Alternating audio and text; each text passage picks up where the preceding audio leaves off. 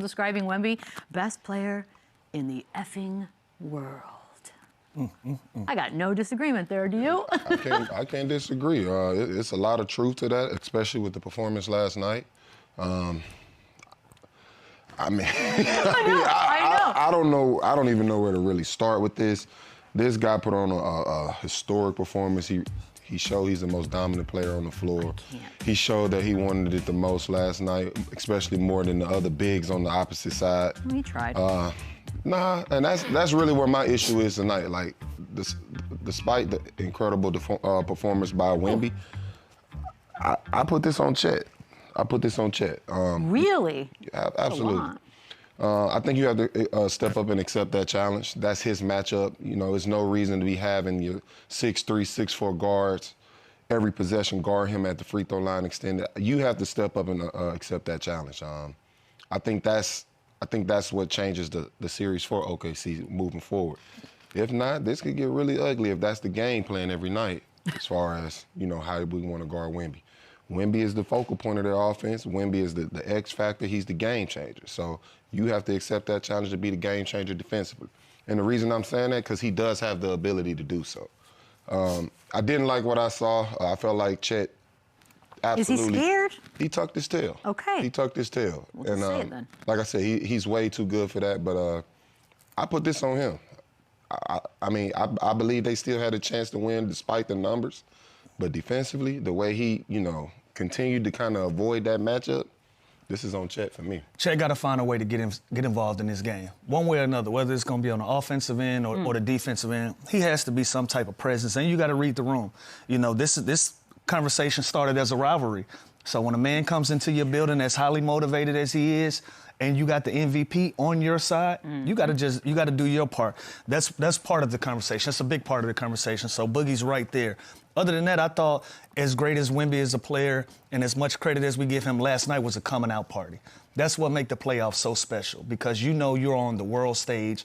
Everybody's watching this. This is the matchup we wanted to see, and he didn't disappoint us not one bit. He was dominant on both ends of the floor.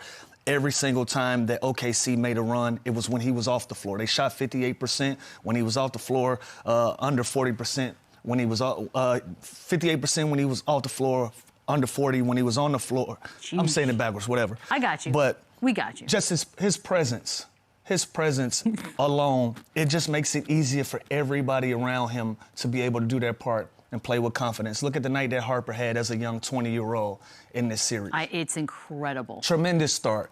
Huge shoes to fill when you see a De'Aaron Fox go out of the lineup and you ask the young fella to step in instead of being a scoring threat off the bench. He steps in and do it as a starter and do his part. Castle had a solid night. That's where they're going to need that point guard, that presence. 11 turnovers to go with 11 assists at the same time. They kind of cancel each other out. But you want him to be more careful with the basketball. That's what Fox does for this team. But again, when you have a Wemby to patch up whatever mistakes that you make, that always gives you an opportunity to win a basketball game. And that's what you saw last night, man. So remember yesterday, Lou, and I was like, that man is going to sit there and watch this other man collect some hardware that he rightfully thinks he deserves, and it's going to be a thing. He was motivated. And I said Spurs were going to win game one. Some say I'm a genius. I don't want to say that. But that being said, they fought to win it. Like, let's be clear. Like, this wasn't it wasn't a whooping. I mean, we had 2 overtimes. Like, it wasn't a whooping. scripted. But what you said, Beto, you were right. And he confirmed it after the game. He said, yeah, I took it personally. And for somebody that finished 4th in voting, you would feel like he was the runner-up, how he went out and performed in this game. And so when you have somebody that takes so much pride in wanting to be the best player, that is a huge asset to have as your best player in the world, man, and on your team. And so all the flowers in the world for Wemby. I was able to see it last night in all 47 minutes that he did play.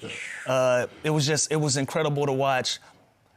And for me, this is such an image. Yeah. Such an image. Superman. He's like, I'm here. This is it. Look at this. That's tough. They got to frame that. You are our leader. You the man. You him. He should frame that right there. He must 100. Like, everybody has a moment like where you feel like you've arrived. I feel like that's a moment for Wemby right there. Can I give you guys an interesting? Because I was thinking this last night, and Nick Wright wrote and shout out because I don't always agree with Nick Wright, but this was a good one.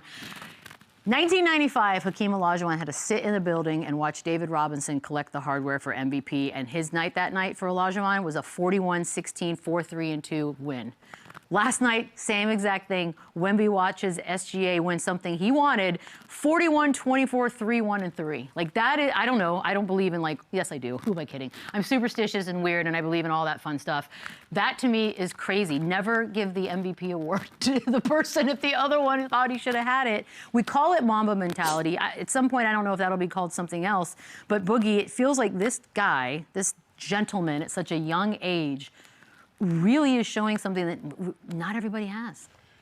Oh, he's special for a reason, and you know, he's still young in his career, but I think this kid has arrived now. I think we're getting past the point of potential. Like, we're actually seeing what this kid is going to be right now in this moment of his career, and that's scary because he still has a lot of growing to do. Yeah. So, I mean, I think he's the perfect example of a young player coming in right now. The mentality.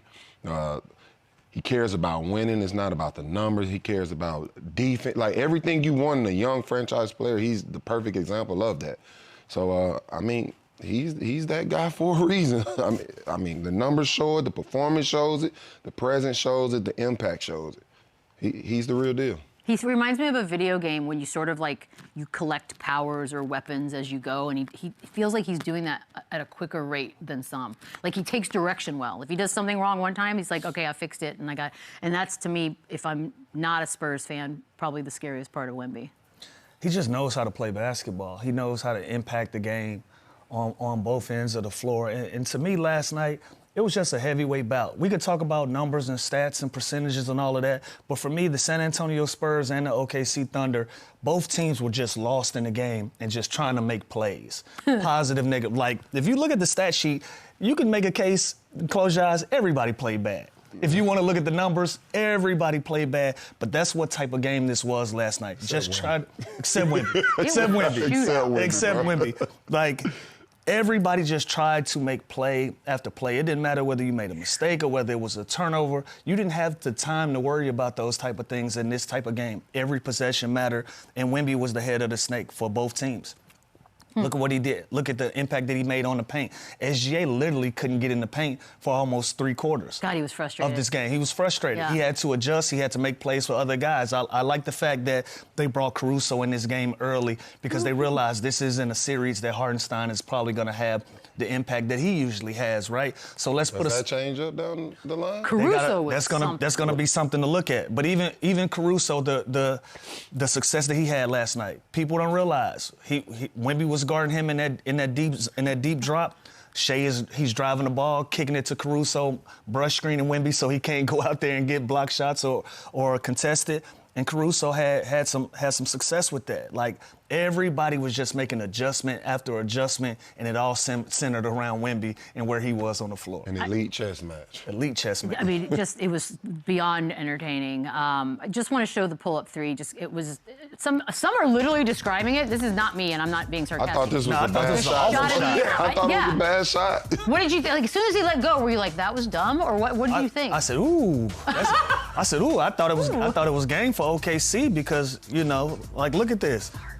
I thought that was a horrible shot. Yeah, in a moment, we thought it was a horrible shot. Just understanding how the game goes, but I can't. Anything that we've learned to be conventional about this game, we got to erase it when it comes to Wemby. That's a gutsy play, man. Gutsy play. But I was holding my breath. Play after play after play, both teams they just adjusted to each other. And they made it happen. They gave us a double overtime thriller. I'm excited for more basketball. I want 6 more of these. Game 1 is a double overtime. This feels like the finals. Yeah. Well, I was going to ask you that. I mean, no offense to the Eastern Conference. Cleveland you guys Knicks, have some y'all up pressure next. now. Y'all got some explaining to do. You better because entertain us. A standard has been set of the style of basketball that we would like to see with these Final Four teams and these matchups. Man, what a game. I do think it's funny that there are a lot of folks who are like, this is the NBA final. And because also, and Lou, you said it yesterday, this is what we wanted from the beginning of the season. Absolutely. This was sort of the whole plan. This is crazy, by the way, because the lacking experience, and I'm not blaming anyone for this narrative, the fact that the Spurs don't have experience. Well, duh. They are the youngest starting lineup in conference finals history, the ripe old age of 22 and 346 days. I don't know. Normally, Boogie, I'd say, oh, this is going to be a real big problem. I've not seen them be rattled yet in any of this. They just seem to be very stoic and chill. If it's a young team similar to the defending champs right now, it's this team. I mean, it's almost like twins at birth. Like when you look at these two teams and how they were formed and how, you know, how their franchises kind of started with their groups, it's identical. I can remember when OKC's run started. They were the same way. It wasn't much experience going in, but these guys were never rattled. They showed the same type of poise that this young Spurs group shows. Like I said, it's pretty identical. But when it comes to this Spurs group, well coached, well scouted. I mean, they have a history of picking young players that know the game with high IQ. I mean, this is a Spurs history, so it's continuing to show. Well, experience matters, but last night, again, the game was so entertaining that a lot of the mistakes were covered up because you didn't have the time to really relish on the fact that I made a mistake. Like, let's look at Harper, 8 for 20 from the field, 1 for 7, but he still was impactful. Castle, 11 turnovers, still was impactful. Champagne, 3 for 11 from 3, still impactful. Like none of that, the numbers didn't matter last night because everybody played their asses off and they just tried to do whatever it took to get over the hump. So the experience matters. If you're San Antonio, you have a lot of mistakes that you want to patch up so you don't even put yourself in a position to be in a double overtime thriller with this team. I think San Antonio had a game plan that was good enough to beat OKC last night and to win this game in regulation. But because of the experience that OKC has, they still gave themselves opportunity after opportunity to get there, and Wemby was just too much for them. So there are some issues that San Antonio need to fix and work on as a unit. They got to figure out a way to get Cornette involved in this game. Same way that OKC needs to get Hartenstein involved in this game at size. But if this is going to be a small ball series, it's going to be tough to sustain this way if these are going to be the numbers. And you have to credit this Spurs group even more because one of their most experienced guards didn't even play. Thank you. So, I mean, even with the 11 turnovers from Castle, the fact that he's able to play through it shows the poise and the maturity of this young group. So. They were learning on the fly last night. Yeah, I feel like we're watching them get the experience. Like whatever, exactly. Like whatever the experience that they lack, I think they found it last night. It's happening. Like they're not gonna get a better Game 1 Western Conference Finals experience than what they got last night when it comes to learning and how to figure out things on the fly and to make adjustments on the fly and still be as impactful as these young guys were. So that conversation that was good yesterday is out the window now. We're done. The training wheels are off. Yeah. By the way, how wired are you? Because I was wired. Like I'm ready for another game. Like, but as players, like, do you go back to the hotel? How many hours before you fall asleep? Are you exhausted? You hate it because they were definitely struggling to go to sleep. Yeah, you hate it because you know, like, man, I was just a part of one of the best games in NBA history, and I'm ready to hoop again. If you love this game and if you love competing at that level, these guys are dying to get back in that arena and have another opportunity to play. I was wired and I could not fall. That was just, it was too much fun. You mentioned De'Aaron Fox not in and Dylan Harper got the start. Now, I don't know, we haven't gotten any word yet on De'Aaron Fox and whether or not he's expected to play in Game 2. I don't know, it feels like a good problem for Mitch Johnson to have because I mean, obviously, De'Aaron Fox gets the start when he comes back, right? But you also do that knowing, all right, Dylan Harper's here and can handle it. Or do you tweak it and let Dylan play again because he's got the hot hand? I think you put Fox back in the starting lineup. You know, like we said, Castle, that's not his natural position to run the offense. He has some struggles there, but he also has some success as well. He had 11 assists to go with the 11 turnovers, but you put Fox back in that lineup because I think he steadies the boat. I think he gives them what they need from a point guard perspective. And if you have Dylan Harper coming off the bench, now you know you have a dynamic scorer and you have somebody that can give you that balance in two groups. Like I mentioned earlier in the show, the two runs that OKC made in the first half and in the second half, they were with Wemby off of the floor. They were with the second groups on the floor. So if you could insert Dylan Harper into that mix, I think that gives San Antonio a great balance to have to compete against OKC. So, you know, Fox being back in the lineup, you got to give him the respect of having his job back. You don't lose your job to injury. And he's going to be just as impactful as Harper, but that gives you two dynamic guards that's on the floor at all times. I agree. You know, as great as Dylan Harper played, the Spurs bench did struggle from him. Sure. You know, starting this game. But you put Fox back in there. You need that veteran presence. Obviously, they struggle with the turnover part, so that's something that, he automatically corrects for that group. And then you also get that scoring punch as well with Dylan Harper coming back off the bench. But the great thing is, let's say De'Aaron Fox is, not 100% himself coming back. You still got that threat coming off, and you can still insert him in that lineup and play starter minutes. So it is a great problem for the Spurs to have. But, to answer the question, you do bring Fox back into that starting lineup. By the way, the fact that he's a rookie. And it was mentioned a few times in the broadcast last night, because it's almost as if we're reminding ourselves. It's not even information able. He's a rookie. Again, I go back to that word experience.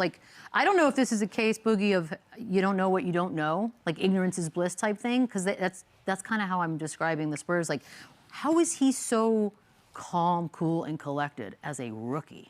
Like I said, it's in his blood, first of all. Well, that's true. Fair. Let's start there. It's in his blood. Also fair. I want to credit the organization. Like I said, this is a group that have shown to pick these type of players over and over and over again. We can take it back to Timmy D, David Robinson, to a guy like Kawhi, to now this young group. I think it's credit to the Spurs organization. I think they're going to continue to guide these guys in the right direction. And, the scary part about it is this kid is going to only continue to get better. To be a rookie in this position that had a heart to go out there and shoot the ball 20 times, that's criticized on a lot of teams. For the San Antonio Spurs, I think it's necessary for him to go out there and get those jitters out and just play free. Take the shots that you are afforded, attack the rim when you are afforded it, and just live with the results of it. Again, 8 for 20. If this game go any other way, we'll have a different conversation. Sure. But I think they needed everything that this young man brought to the table last night. That to me is nuts. So this is one of those games where the stats are the stats, but it didn't matter. I just saw two great teams out there hooping last night trying to make plays. It was like a drug. Just inject that into our veins for 7 of these bad boys. Let's do a little Caruso talk. And before we do, I'd like to apologize to the family of Alex Caruso for all the things I was yelling at my TV last night. You were quiet in the chat last night. You did not want to hang out last night. Real big quick. No, everyone who knows me, they're texting during the game. I'm like, what are you doing? I'm not going to respond during the game, and I'm sure as hell not going to be like. That was the first time. You usually do text us. We are now in a different place. Yeah, we're in a different world. I had to explain that after the game to some folks. Yeah, he had 31 points, 8 threes, and it felt like he couldn't miss a 3 if you paid him. Now, I don't know that you get this version, but also we've seen Caruso in big games show up. Mr. Chaos. He is. I like that name. Man, he is a special dude. I like in that these moments. I do too, I think. Yeah, like I said, Coach Dagnall, great adjustment by going with Caruso early in this game, recognizing early in this game that, hey, Wemby is in this deep drop. I need somebody to be a threat out there at the three-point line to put some pressure on this team. And Caruso was able to give them that. He made the first 2 threes of the game. I think he had the first 12, if I'm not mistaken. But just him coming in, understanding that Wemby is guarding him now, and he's going to have some space because they're trying to create. They're not trying to allow SGA lanes to get into the hole. And Wemby's kind of playing free safety there and understanding the ability to be able to shoot the ball. I thought he played great on the defensive end. He tried his best to make it difficult for Wemby to catch the ball, was able to get a couple of steals out of those posts. He's getting up a foot. And probably did the best jobs. And so he played a great game. But they got to find a way to get Chet involved in this thing. And Chet got to find a way to get involved, whether it's going to be on the offensive end or defensive end. Or God forbid both. Yeah, but going into the second half and only having 1 shot attempt at halftime, you just can't have that from one of your all-star caliber players. It's hard to, obviously with Chet, he's not in the same position as a Wemby who's going to get as many touches, as many shot attempts. But like you said, defensively, with the ability that he does have, he needs to have a bigger impact on the game. And I think he has to accept that challenge. Yes, I think Alex Caruso, it's a good matchup in certain situations, especially when he's out extended on the perimeter. Yes, I want Caruso with that matchup. But anything from the free throw line in, that's automatically a Chet or Hartenstein matchup. So, like I said earlier, that's something that I would like to see next game where he steps up more to the challenge. But it looked like he tucked his tail, bro. It really did. Is he going to untug it, you think? Is that... I would hope, man. It's going to get ugly.